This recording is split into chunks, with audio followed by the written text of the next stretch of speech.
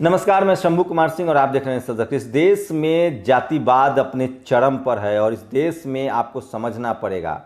आज तीन बड़ी ही घृणित खबर है जो मैं आपको बता रहा हूं। बैतूल जिले के सारनी क्षेत्र में शोभापुर में एक दलित महिला को उसकी बेटियों से बदसलूकी का विरोध करने पर भाजपा नेताओं ने मारपीट की। कमलनाथ ने वीडियो शेयर किया है।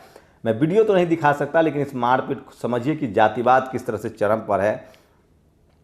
बिहार में चुनाव है, नीतीश की सरकार है। बिहार के औरंगाबाद में बेकसूर दलितों की हत्याएं की गई। काटने वाले राजपूत बताए जाते हैं। क्या राजपूत नेता इस भयंकर हमले की भर्त्सना करेंगे या फिर अपने जातिगत दम को छुपाने के लिए अपराधियों का साथ देंगे? मुख्यमंत्री अविलंब कार्रवाई करे, बिहार का राजनीति सब समझता है।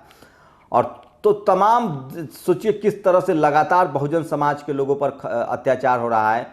और जो आगरा में एसएनएमसी आगरा से पीजी कर रही डॉक्टर योगिता गौतम की निर्मम हत्या कर दी गई है, इसको लेकर देश भर में कल कैंडल मार्च हुआ है। तो ये तमाम बड़ी खबरें थी जो मैं आपको बता रहा था। और मैं इसलिए बार बार कह रहा हूं कि बहुजन समाज के लोगों को, बिहार के औरंगाबाद, ये सारी खबरें आपको टीवी, अखबार और जितने जो यूट्यूब चैनल पर भी जो जितने सवर्ण समाज के लोग हैं, चाहे वो रवि हो, अजीत अंजुम हो, साक्षी जोशी हो, विशाल शर्मा, इनको इससे कोई मतलब नहीं है। इसलिए मैं कहता हूं कि बहुजनों को अपने बहुजन समाज के चैनल को ही आना पड़ेगा। बिहार के और अब सोशल मीडिया पर भी वही आएंगे और आप अपने चैनल को छोड़कर उधर देखेंगे। मैं फिर कह रहा हूं, बीजेपी के खिलाफ करे इसका मतलब नहीं कि वो आपके पक्ष में है। आपको देखना पड़ेगा कि आपकी आवाज़ कौन उठा रहा है। सवर्ण समाज कभी भी एससी, एसटी, ओबीसी, माइनॉरिटी के हक अधिकार चाहे आरक्षण का मसला हो, उस पर बात नहीं करेंगे। तो बिहार के औरंगाबाद अच्छा गांव में हथियारों से लैस राजपूतों ने दलित बस्ती पर हमला किया। 7 दलितों को गोली लगी है, कई लोग घायल हैं। सीएम नीतीश को कुछ दिख नहीं रहा। सरकार दलितों की सुरक्षा नहीं दे सकती तो उसे सत्ता में रहने का कोई हक नहीं। दलितों पर हमला बर्दाश्त नहीं किया जाएगा। रावण ने इसको ट्वीट किया है। और लगातार इस तरह से एट्रोसिटी बढ़ रहा है। आप समझिए किस तरह के हालात हैं।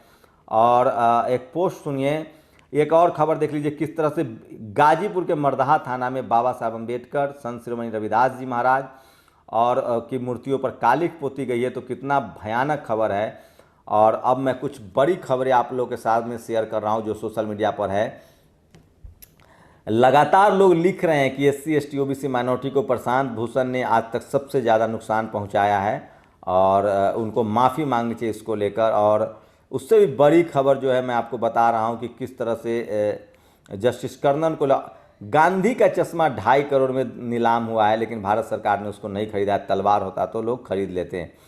आज मदन मोहन, आप सोचिए कि महामाना राम स्वरूप वर्मा जी की आज 22 अगस्त को उनकी जयंती है, क्रांति दिवस है। और उस पर एक बड़ी बातचीत हम आज रखेंगे। सोचिए कि जय अर्जक, जय मानववाद, धार्मिक कर्मकांड के खिलाफ महामाना राम स्वरूप वर्मा ने शानदार काम किया है। 23 अगस्त 1923 को उनका जन्म हुआ, परिनिर्वाण दिवस 19 अगस्त 1998।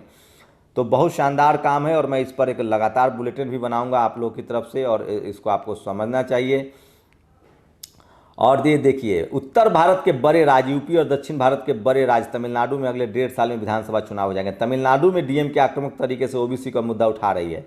यूपी में सपा और बसपा आक्रामक तरीके से ब्राह्मण तुष्टीकरण करिए। देखते हैं कौन जीतता है। सोचिए, तमिलनाडु में जनता सड़कों पर आ रही रही कि जब 3% ही ब्राह्मण है तो उसको 10% इकोनॉमिक वीकर सेक्शन का रिजर्वेशन क्यों?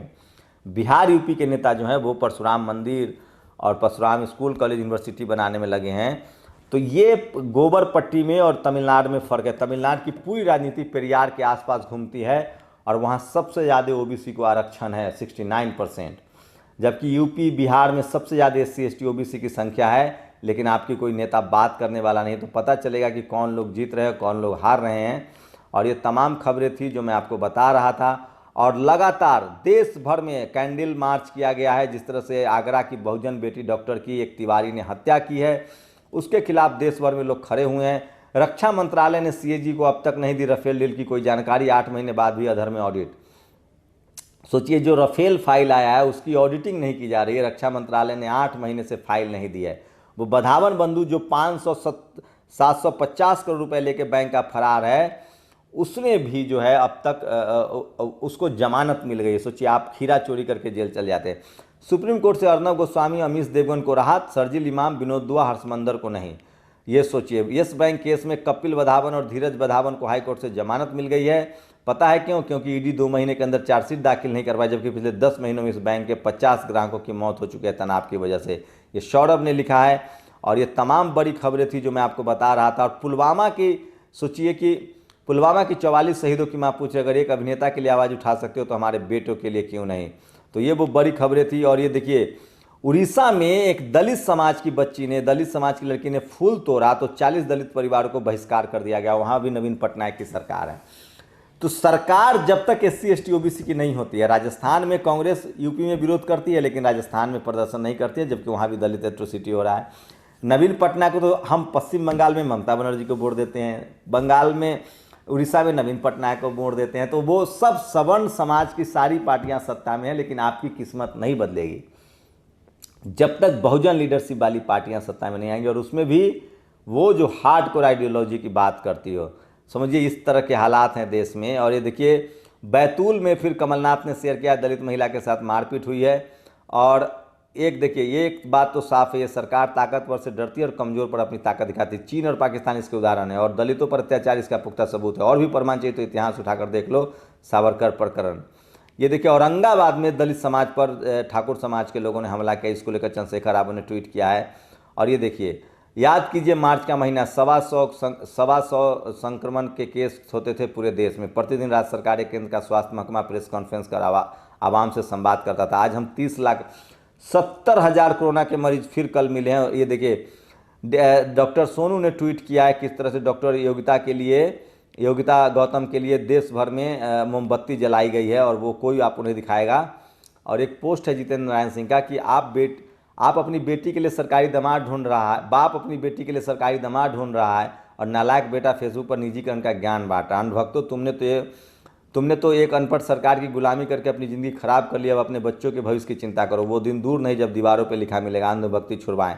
15 दिन में गारंटी के साथ। फेकेंद्र नगर गंदे नाले के पास, पुराने बस स्टैंड के पीछे। और ये देखिए, गाजीपुर के मरदाहा में संत रविदास जी महाराज की और बाबा साहब की मूर्ति पर पेंटिंग की गई है, कालिख पोती गई है, जिसको लेकर लोग लगातार नाराज हैं। और ये देखिए, 60 दिनों के अंदर ED फाइल नहीं कर सकी चार्जशीट, और येस बैंक के घोटालेबाज को जमानत मिल गई है।